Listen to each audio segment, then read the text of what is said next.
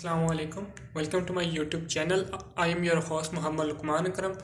तो जो DEE की लेक्चर सीरीज़ है, इसमें हमारा आज का टॉपिक है जो हमारी सर्चिंग एल्गोरिदम या सॉर्टिंग एल्गोरिदम है, हमने इनकी टाइम कॉम्प्लेक्सिटीज़ को देखना है। ठीक है, काफ़ी स्टूडेंट्स कह रहे थे कि वो आप इस पर भी एक वीडियो बना दें, तो मैंने सोचा कि इस पर एक वीडियो बना देता हूँ ताकि जो भी आपकी क्वेरीज हैं वो क्लियर हो जाए। ठीक है, ये आपने मतलब कि इसको सोल्व पेपर्स में ना ज़्यादा तो यही होता है कि आपको कोई एक सिनेरियो दे देंगे या फिर आपको कोई MCQ टाइप क्वेश्चन दे देंगे, उसमें पूछेंगे कि इसकी टाइम कॉम्प्लेक्सिटी क्या है, लाइक सॉर्टिंग मर्ज सॉर्ट की क्या है, क्विक सॉर्ट की क्या है। तो आपने सिर्फ 5 से 10 सेकंड लेने और उसको सोल्व कर देना। ठीक है, आपने उसको वैसे मतलब कि जैसे हम क्वेश्चन सोल्व करते हैं वैसे नहीं करना। ठीक है, आपके उनको सोल्व नहीं करना, आपने सिर्फ आपको पता होना चाहिए कि ये सर्चिंग या जो सॉर्टिंग एल्गोरिदम था, इसकी जो वर्स्ट केस में या बेस्ट केस में या एवरेज केस में टाइम कॉम्प्लेक्सिटी क्यों और कैसे बनी। ठीक है, बस आपको ये पता होना चाहिए।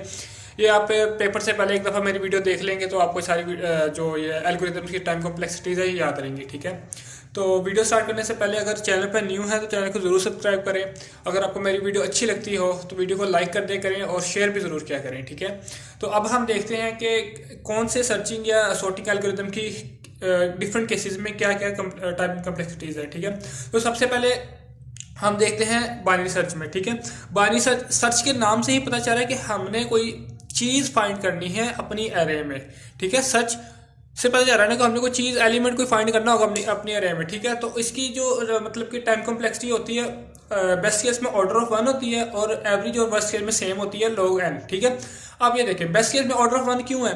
देखिए, अगर अरे में जो हमने फाइंड करना था एलिमेंट, फॉर एग्जांपल मैंने 2 फाइंड करना था और 2 मेरी अरे में सबसे पहली पोजीशन में पड़ा, तो वही तो मुझे चाहिए था और वो मेरी अरे की फर्स्ट पोजीशन में पड़ा था, इसलिए इसका बेस्ट केस इसको हम कहते हैं ऑर्डर ऑफ 1। ठीक है, तो इसमें क्या होना चाहिए, हमारी अरे पहले सॉर्टेड होनी चाहिए, या असेंडिंग ऑर्डर में हो या डिसेंडिंग ऑर्डर में हो। ठीक है, अरे शुड बी सॉर्टेड। ठीक है, उसके बाद सिक्वेंशियल सर्च, इसमें भी ये होता है कि जो हमारा बेस्ट केस है, मतलब कि हमने कोई एलिमेंट फाइंड कर रहे हैं तो वो हमें मतलब कि अरे की पहली पोजीशन में मिल गया, तो वो हमारा बेस्ट केस बन जाता है ऑर्डर ऑफ 1। ठीक है, और हमारा इसका वर्स्ट केस होता है ऑर्डर ऑफ n। ठीक है, अब ये देखिए हमने एवरेज केस निकालना है, हमारे पास ऑर्डर ऑफ 1 भी है और ऑर्डर ऑफ n भी है, तो एवरेज केस क्या होगा n/2। ठीक है, ये वैसे पूछते नहीं है, वैसे मैंने बहुत रेयर चांसेस होते हैं कि सिक्वेंशियल सर्च की एवरेज टाइम कॉम्प्लेक्सिटी पूछ ले। ठीक है, उसके बाद आता है क्विक सॉर्ट।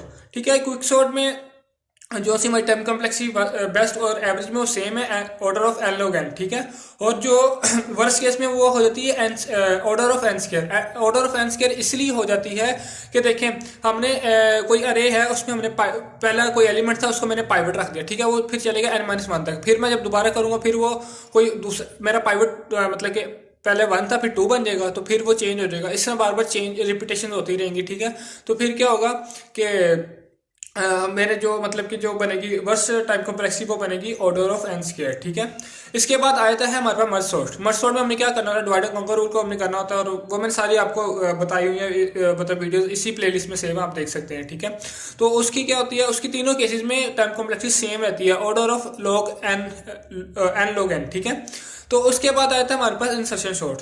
अब इंसर्शन सॉर्ट में मैं आपको एक मतलब कि रियल लाइफ एग्जांपल देता हूँ। एक ताश के पत्ते को भी हम इंसर्शन सॉर्ट कह सकते हैं। ठीक है, पर इसमें क्या हमारे पास पहले कोई असेंडिंग या डिसेंडिंग ऑर्डर में हमें हमारे पास अरेंज्ड होने चाहिए। ठीक है, अरेंज होने चाहिए हमारे पास एलिमेंट। ठीक है, फॉर एग्जाम्पल ताश या अरेंज होनी चाहिए।